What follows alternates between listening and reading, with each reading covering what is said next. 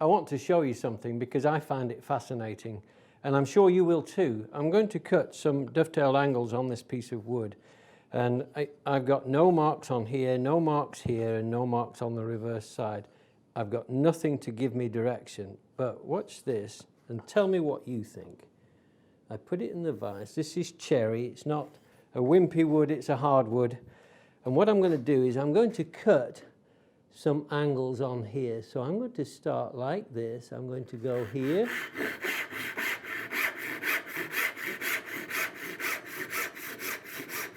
Now that's very deep for a dovetail.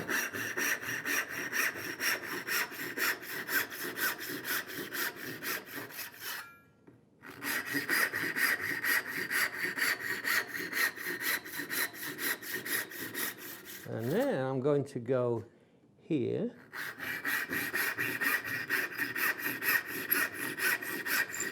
Like this. This is an experiment. Whoops. The saw got shorter. Like that. I'm going to put another one here. Just so I've got 6 strokes into the wood. Now what I've got is, I've got my dovetail template here, which is a 1 in 7.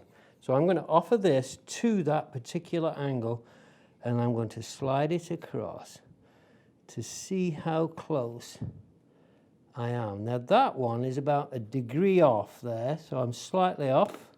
Go to the next one. And that one is slightly off the other way, so it's still within an acceptable range. This one's way off. So there we go. That one's way off. Paul's not as good at it as he thought. This one here is a degree off. This one's a degree off. And this one is almost dead on.